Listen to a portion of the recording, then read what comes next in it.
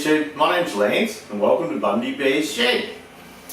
Well, I'm in my office here and you'll hear the traffic going past. We're just using the microphone on the camera. I've left all my other stuff at home. Just a busy weekend. Look, the weather's around 11 to early 20s, you know, like 22, 23 in there somewhere. Good working weather still. It's pleasant days, but yeah, it gets a bit chilly of a night. You can feel, if you're still outside, like I have been recently, you can feel the coolness come down over you. 6 o'clock, 7 o'clock, something like that. So it is good weather to get things done. I decided I haven't done much on my on the TEA 20. There'll be one video out this week that I had up the spout. Reason being is we're having a bit of a do at home for the young fella's birthday, and we thought we'd have a bit of a tidy up around the place, which we needed to do. You know, my shed, I come home from work some days, and if I've got to take something home from here, or there's an old part to chuck out or something, I take it home, chuck it in the front door, shut the door and go. And the shed gets junkier and junkier as time goes on. So in my pallet racking up the back wall, I've got gaps in there that I've taken stuff out, but because I've had like the cane harvester 135 in the road, I couldn't address that and put some engines up there or get some stuff out of the way. So I've had a big, it's not finished yet, but a big rearrange in Bundy Bear's shed up the back.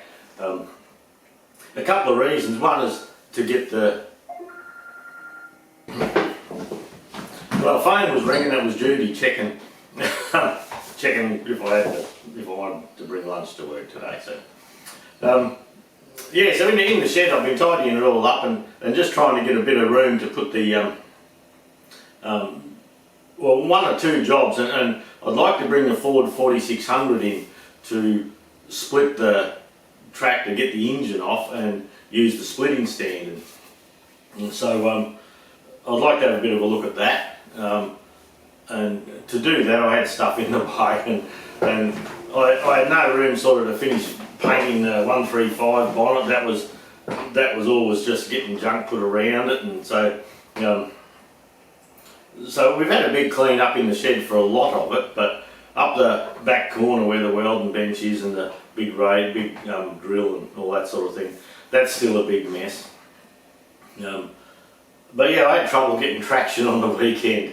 I was working away at home there, and I kept getting visitors, and the visitors stay for 2 or 3 hours, and look, that's fine. It's nice to have people come and see, come for a chat, but yeah, it was just busy. And then the grandkids come, you know, riding motorbikes, so you do a bit of mucking around with them, and then my mate Paulie Irwin, he come out. He's got a shipping container on my place, and he just cleans around it and keeps it tidy. Well, he did a clean up, and then he said, "What are you doing?" And I was, "Oh, I'm cleaning up the shed."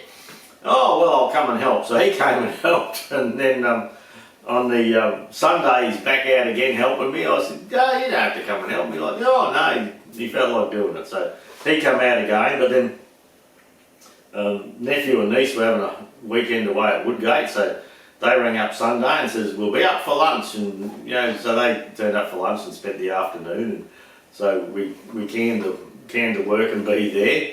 And then Monday, which is, I thought, oh right, I'll have a day to myself Monday, but then I had a fellow, Steve Lamb, he contacted me Sunday evening, and he's driving, he took his big Chamberlain for a drive around the place, and he wanted to come and say good day. And so he turned up at 9 and left about 12, and then another visitor there. So I was only getting half days in. So yesterday I said to Jude, "I'm staying home.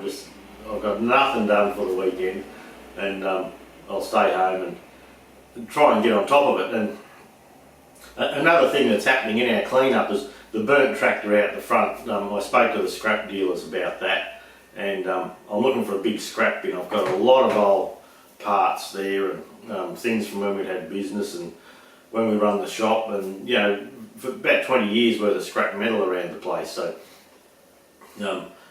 with tidying up and all that, we actually, there's a plan to it, so we can get the older tractors out behind the shed, the ones we're going to rob bits off, the parts ones, and then have around the front pretty clean. But a few of the little 35s might go out there. But in that, we've got to get Dad's shipping container from where it is at the end of the big shed around the back of the big shed, so I can use that as a bit of storage. And then where the shipping container is, because the council reckons I've got a shed there anyway, we're going to put probably a 6 by 9 metre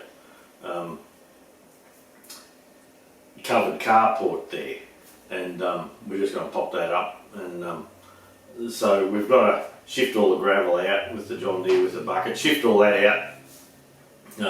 Get the drainage has never been quite right around the back of the shed, and cut the bank around and just do a bit of landscaping so the water runs down to the dam naturally instead of pooling out the back. So it's been a really busy weekend. So I stayed home yesterday to do that, and when Dad passed away a month or so ago, he had a shipping container there and he just had junk in it.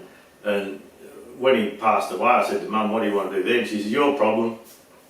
And I said, well, no, there's a lot of junk there, but do you want to have a look through, or you know, it's not mine. Would you like to? No, your problem. You sort it out. And so anyway, I had a look through it, and it's just bloody junk. He had hydroponics out at Wandai years ago, and he still had all the plastic off them and jammed in there, and bits of wood that a white ant eaten and all. So yesterday I ordered a skip bin, a 6 metre skip bin, and it's out the front there, and anything that I've been shifting around my shed for too long is going in the skip bin. The scrap metal people, they said they'd bring me out a big metal skip. They'd prefer the heavier stuff, and I've got tractor weights and all that we're not using anymore that are going in. Fergie trumpet housings and things like that I've got multiples of, old engine blocks that are rooted. And so in doing that, when they drop the skip bin off, they'll take the burnt tractor away, and then in a week I can have the metal skip bin for over a weekend. So next weekend it's going to be on, and then the skip bin to go to landfill, go to the dump, I can have it till about next Monday or Tuesday as well. So next weekend I got stuck into it yesterday. They dropped the rubbish skip bin off yesterday, and I've got all down one side of Dad's shipping container done, then all outside. It was a bugger for keeping scrap metal, and they're going, I'm a bit the same, but any old bit of shit, but you just leave it down on the ground and rot away, and just a waste. But I sort of have mine on my rack inside. But so I've cleaned up all out there. I've got rid of some corrugated iron. I've restacked and just trying to tidy things up in general. So yeah, big day. I'm bloody sore today. Bit hard work, nearly killed me. The up and down off the tractors, and yeah, I had a fire going all the time, and any white ant wood and old pallets. He had stuff on old pallets, and the white ants had got into it, and you could never help him with it though. You know, you'd say, oh, what are you doing with that? Oh, just leave it there. So anyway, you couldn't help him with it. So now it's come on to me to tidy it all up. So that's what I'm doing. So I had an extra day weekend this weekend, but yeah, knocked the arse out of me, I'll tell you. I was at the gym last night. I said, geez, I feel bloody sore. I'm an unfit bastard, must be. But I said the other days I didn't get so sore because I had visitors and I was only doing half days. But yesterday I started at 6. Actually, I was out the door about 5:45, and I went up the back and I started working, and I pulled up. We had 15 minutes for lunch, me and Kelly dog. She had a few meaty bites, and I had a Caesar salad, cold Caesar salad, and a cup of coffee, and out the bloody door again. And I rang Jude about, I'd run out of beer, and I rang Jude about, well, probably 4:45. And on your way home, grab a beer, right? Because I was just hungry. And so Jude got home up past 5, so while I was still putting stuff on the fire, I was driving around having a beer, and that was the bloody nicest beer I've had in ages, I'll tell you. And so yeah, but I thought I'd better come in this morning and show my face and make sure I'm not dead, and do a bit of filming. But I didn't get a chance to film anything, just with the visitors and everything going on. But there's a few interesting things on the stew. I bought a new tractor. Whee! I bought a Massey Ferguson 65. It turns out it's a 1963 Mark II with the 203 Perkins A4203 engine in it, probably AD4, be direct injection 4203, and actually I'd have to check that. I know the exhaust on the left. And it's a 1963 model, and I've known about it for some time, and it's Paul that helps me, that's got the container that helps me. It was his brother's, and quite some time ago the hydraulic pump went bang, and they had no hydraulics, so he's a horse bloke, and his brother's Nev's a horse bloke, and they're good with their animals, but they're just not mechanical people, and so they pulled the side off, reached in, grabbed all the big bits out, and just dragged the slasher around after that. But recently the engine played up, and so the engine sort of buggered. So he had it out there, and he didn't know what to do with it, and he asked me. And originally I said I didn't want it. Then I thought about it, and I went and had a look last week, and I went and had a look, and I didn't start it, couldn't get it going, or anything like that, and just sitting there, presuming everything was rooted. I said, look, $500. And he had to talk to someone else, and he says, yep, okay, job done. And he also had a little carryall there, a Fiat carryall that I bought as well. I don't know if, perhaps I got a photo of that, I'm not sure.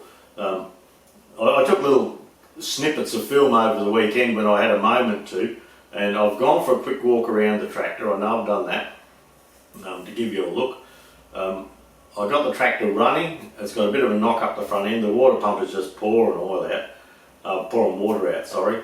And I pulled the dipstick out to see what blow-by it had, and I had little black spots all over me after that. So, and I've still got black spots on my ute. I forgot to clean off yesterday. So it runs. I can drive it around. I'm going to leave it like that until I can get to it. When, who knows? But it was just one of those things for $500. There's some good video content in it for me, for doing bits and pieces, even just popping a hydraulic pump in, or whatever we decide to do. It's just for $500. I thought it was a good deal. The panels are pretty straight. The grill around the front, I actually had to break the screws off to check the air cleaner, so of course I think it's pretty well dusted. There was a little bit of oil in the air cleaner, but the owners were telling me it's always been kept in a shed, and it still had a little bit of oil, but a heap of dirt in the bottom, and they reckon they probably haven't checked it in 30 years. So it has a Donaldson pre-cleaner bowl on the top, and they kept servicing that, but they never did the oil bath ever. So that's another thing at the home there, another little project coming up one day. It was just you just got to take the opportunity when you see it. My mate Steve that come in his Chamberlain, his 9G, he set it up for trekking. I did a quick little walk around that. Now he sent me another video too of driving it inside onto my phone, so I'll see if I can get that off and add it into the stew this week. But yeah, he come and had a look around, and he's president of the Callide Dawson Club out at Billawheeler from here, and he just loves driving his tractors around. He's got a camper trailer on the back, but he come over to Bundy to see his mum, and so he just jumped on the tractor and come out for a run. So there's a little quick walk around on that, on his 9G, on the stew, at the end of the stew here. So this week, to summarise, there'll be one TEA 20 video coming out because I just didn't have time for it this weekend, and I was waiting on front end parts, but I see they're downstairs now. And yeah, I'll take you for a walk around the 65.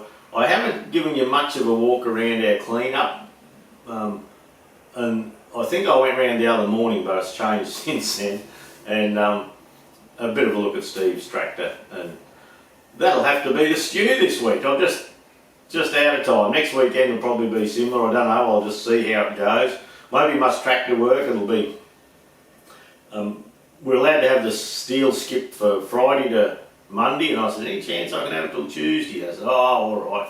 So that'll give me an extra day to try and get junk in it, and I can book it another weekend later on too. It depends how big it is, but I do have a lot of stuff there. Over the years, as I've done tractors up, and they've had a front nudge bar that's buggered, or a tow bar, or just shit. The old 135 had like a homegrown canopy bit of junk on it. Well, I cut all that up, and I just kept it in the pile out the back. So I want to shift the pile out the back. So yeah, we'll see. So next weekend I've got to make sure that the garbage skip is filled. It's $350 or $360 something now for 6 metres, and but I can put anything in it. There's old posts from, I had a concrete tank stand, and it started moving, and down near the house when we had the big wet, it started moving. I pulled it out, and I put a slab down there, but the bits of concrete on the end, they've told me I can put that in and things like that. So it's good for that. It's good for a quick tidy up. But anyway, that's going to be it for the stew this week. There's a few tag along videos right to the end there. Yeah, have a look and see. You might find it interesting, and we'll catch you all next week. Thanks for dropping by. Have a look at this.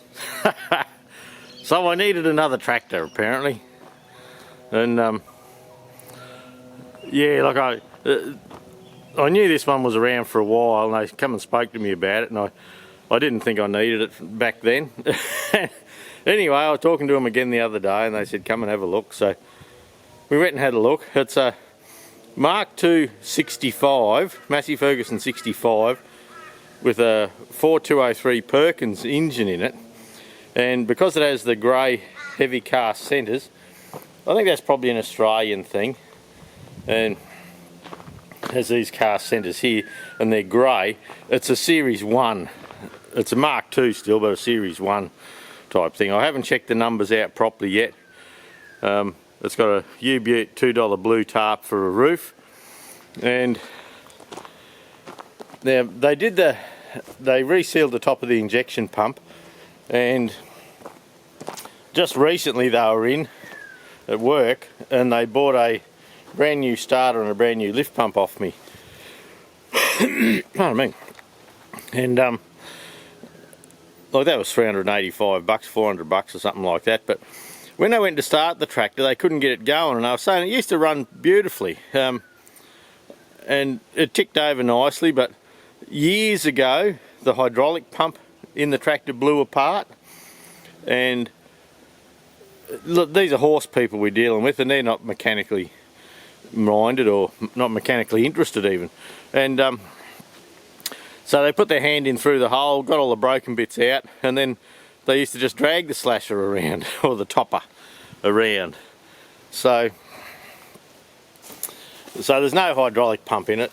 Oh well, there's no hydraulic pump that works in it, but yeah, look, even the final drives aren't leaking by the looks. Probably no oil in them. But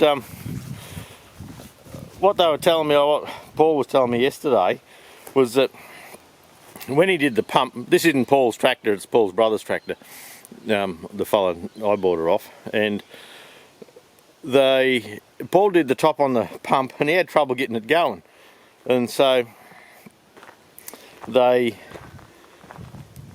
tried winding and bleeding a few times and couldn't quite get it going, so they decided to tow it. So a fella from up the road come over and they said, put it in top gear and we'll just give you a quick little snig with a little grey Fergie. So they did that, but the bloke on the back can't have known what he was doing, and they think he had it in reverse, because the minute it fired, it pulled the Fergie backwards.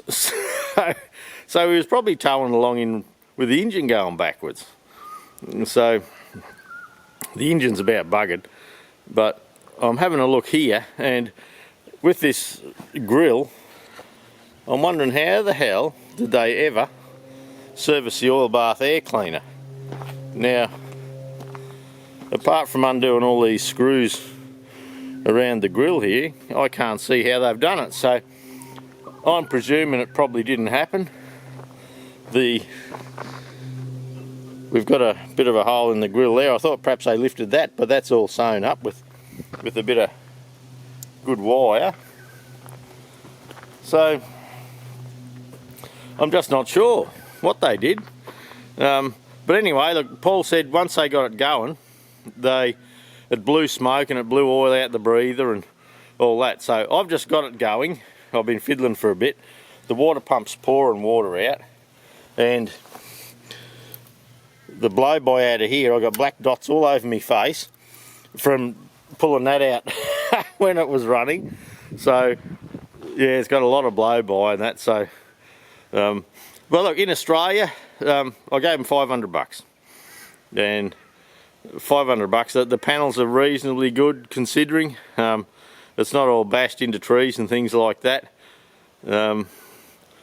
And it's got a miss in it, definite miss in it, so it's got engine trouble and it's got no hydraulic pump. So anyway, I thought $500 was okay, and they did too because they accepted it. So I'll give her a start. I'll shut the camera off, I'll give her a start, and yeah, I'll go take you for a walk around and show you what it sounds like.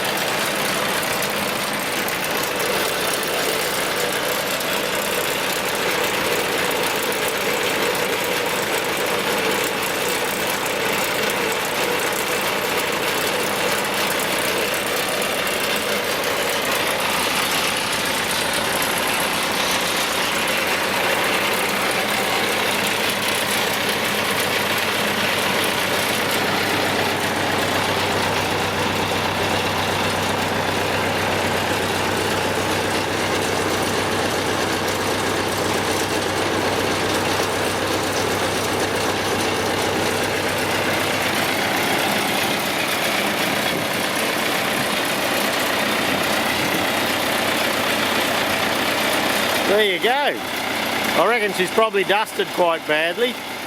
I'll shut it down.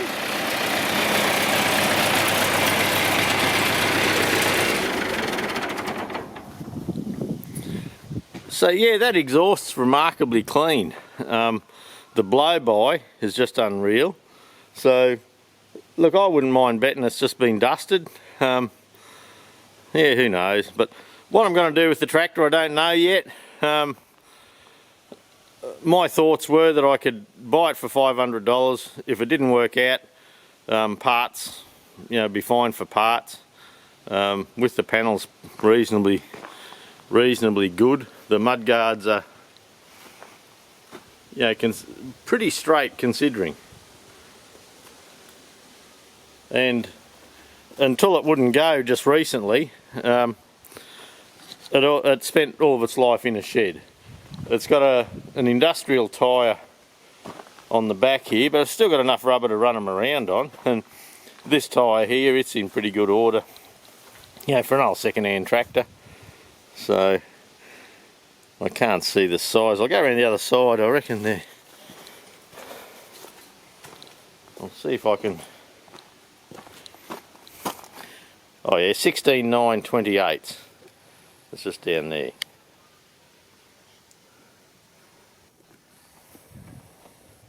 And the front tyres on those heavy cast centres, that was, yeah, and like I said before, I think that's an Australian thing. Perhaps it is, perhaps it isn't. But yeah, they're just a solid cast rim. I'd be interested if any other countries had them, or us Aussies had to be a bit different. Oh, and on the air cleaner too, on the 65s in Australia, particularly if they're in sugarcane, they got this top air cleaner on it. Now the normal air cleaner on a Massey Ferguson 65, it has a hose that comes from the air cleaner here to that grill, and it's just a little right angle hose, and that they used to draw air in through this front grill here into the air cleaner. But in our dusty conditions, a lot of 65s in Australia, even 165s, have that pre-cleaner. Another couple of interesting things is down the bottom here. We have that loader bracket there, and you can see where the loader went on. I think it's had a cane loader on it. You can see on the clutch pedal where the what they used to do on the cane loader, a lot of the blokes had bare feet back then cutting cane, and they used to weld a little hump here so their foot wouldn't slip off. And you can see one over there on the brake.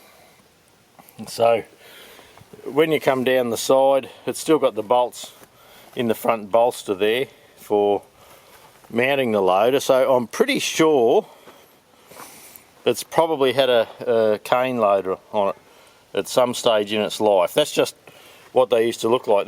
This fella bought this tractor way back, and there's even a little bit of flat welded onto the diff lock, and they did that because, like I say, they cut cane and they loaded it in bare feet, so they didn't have boots on. Looks like the one brake pedal's a bit dicky, but it's had and that's probably where the loader, you know, that changeover valve there. I'll see what that comes around to. Yeah, probably a single remote for raising and lowering the loader. They probably just plugged him straight in there, and up and down she went. And probably that drawbar, that was a common beefy thing they used to do to tow the sugarcane trailers, you know, to hook a trailer on behind. And some of these actually hauled out along the roads back in the day. Sometimes they used to use the multi-power to get the speed. But anyway, that's a new one for the fleet. I'm having a big shed tidy up this weekend, and I'll just look at that. There is just shit everywhere. I've got engines down from up the top. Actually, I'm going the wrong way. I'll come around here first and give you a bit of a look. Now, it's early morning yet. I've got the Fergie carryall outside, out of the way. I've got an international famous 3 horsepower sitting out of the way. I'm going to put another engine on that pallet. I've got my little 1917 United engine, and that's on a genuine Sunshine cart. I've got the big old 10 horsepower out here. I'll give it another run. I'll try and video that for you. It's just a quick run of that old girl. There's my little hay baler I made. That's just sitting out here, out of the way, so I can get the forklift in and out. Then I'll bring it around again. We'll go for a little walk over here. That's an old IBC pump, and a couple of wheels and just odd junk. But where I bought the Massey from, I picked this up. Now this is something I've never seen before, and it's only an old carryall, and like it would not have had the skids on it. They'll have to be cut off, and they put that pipe on it for when they were picking zucchinis. But what this is that I find interesting, and the reason I bought it, was if we look down here, it's a Fiat brand. Now, yeah, Fiat implements aren't something common that I've ever come across before, so yeah, so anyway, that was there, and he said, "You want to buy that?" And I said, "Yeah, alright." So I bought that. So I'll shut down and we'll go back over to where the tractors are. Now my friend Paul, he's been here helping me tidy up some of the building stuff left over from the renovations in at the workshop. I just brought everything home and chucked it out in front of the shed, and I've decided to have a bit of a tidy up. I'm going to try and get that Ford 4600 in. That's part of the reason for the tidy up. And I've got this lot sitting outside, out of the weather, out of the shed for the moment, so I can just get a bit of room with the forklift. So we're going to shift a lot of stuff around, so I'm not using the pallet racking to the full advantage, so I've got everything out of the way. So when we swing around, we'll come back in the shed. And the reason for the big clean up is I've been getting a lot of these parts boxes from Bearco. I've got 2 there, 1 there with a heap of junk on it. When I come around, that's what I've got my 135 panels and bits and pieces in, and that's where I'm filming the TEA. And the multi-power, well, it's had no love for ages because that was going to be built up as a trekking tractor, but we haven't been allowed to go trekking or go to club meetings or do anything. So yeah, it'll have to wait a little bit. So when we swing around, if we look up the top, see I've got my TE20 bonnets sitting up there, but I've got a spare area up here that's only one little pallet with a spare slasher wheel. I'm not using that properly. The next one down and the next one down is just steel plate. Now this one here near the bandsaw, the two big bits of angle running into the bandsaw aren't even at the moment, so I'm going to tidy that up. That's just a steel rack and more steel, but this bay here, I'll cut back out. I'm going to shift some of the stuff from under there, and that bay there I'm probably going to put parts boxes in so I can get to them easy, not too high. Then right up the top there, we're going to put more old vintage engines just to get them out of the working area. Then when we look down behind the bandsaw here, we've got another couple of non-Pirel, International Harvester non-Pirel engines, and a 3-horse Famous, and there's another 3-horse Famous up there. So we're going to get them up high on the pallet racking, right up to the top there. They're not something I play with on a daily basis, so I got to shift the harvester tractor this morning, and that'll give us forklift access to that area. Then the forklift tractor's going to get moved over to the other area where the dead tractors are, and that'll give us, I'm only going to put like me 35, me 135 tractors I can start easy in front of that pallet racking, so I can just shoot them out that far door when I need to use the pallet racking. And up here I've got, oh, that's T2035 parts, that's T2035 mudguards, that's tractor jacks and pickup hitches. That's the original old wheels and tyres off the Gold tractor because I put all new ones on. That box there is just full of TE20. Round here I've got the 1948 TE20 with a brand new engine I've done up sitting there. And this is my home parts department at the moment down in through here. So some of this, like next to that TE20, is not used properly. A lot of that old shelving up the top there. Oh look, I'll probably just leave that for the moment, I'd say. And oh, engines up the top, and that over there, that's the walking gear for the John Deere dozer that's hiding in there. And all the rest just Fergies. Fergies and bits and pieces I'll hone out a bit. And I got my big John Deere sign down. I got the forklift in here still this morning, so I got the big John Deere sign I had on the wall. It was behind the steel rack. You couldn't see it properly. So this morning, first up before I do too much, I'm going to hop up the ladder, give that a bath, a nice soapy bath and a tidy up, and it's going to go up near on top of the steel rack. Up next to the clock up there, because that being a steel rack, you'll notice there's no orange frame going across that middle bay. So it's going to go up there, so when you come up the driveway, if I swing around again, when I come up the driveway, yeah, that's what you can see.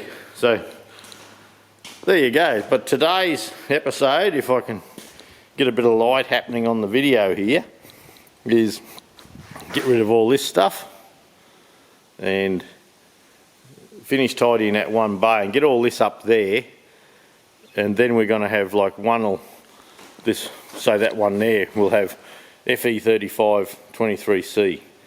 So anything 35 I've got, like, you know, I've got spare bonnets and sitting over there, sitting on tractors, so we're going to tidy that up. I've got a TEA bonnet there, that's the one for the Sparex TEA. Outside here that I'd like to get into cover, I've got a 135 bonnet that's all rusty around the front. I've got another 135 bonnet sitting on the wheel of the Ford. I've got another 135 bonnet covering the engine of the Ford. So all that's going to go in up on the pallet racking to get it out of the weather. The spare TA bolster, front bolster, and the old ramps I used to use. So everything just gets sort of sat around it. You blokes with sheds will understand all that. So this weekend my friend Paul's been helping me, and we've been going well. Now the one that hasn't been helping too much is here. So having a bit of a sneaky snooze. Hey, we're on to you. You snoozing? She says, oh, fucking, not even going to look at you. You're going to talk like that? All right, there you go.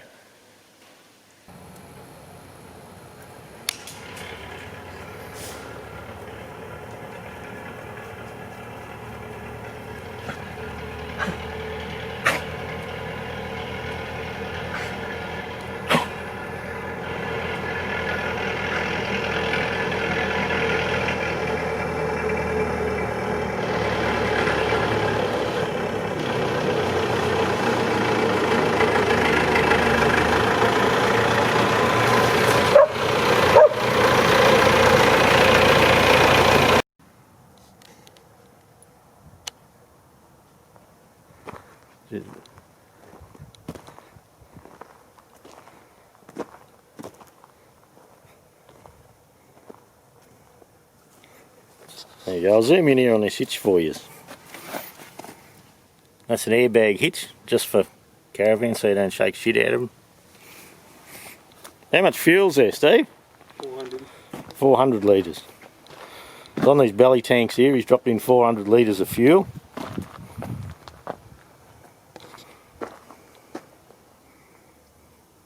Well, they're 6 hours from home. 6 hours? Yep. There's Steve. He's the owner. He's driving around the country on it. Oh yeah, I'll come with him one day, I think.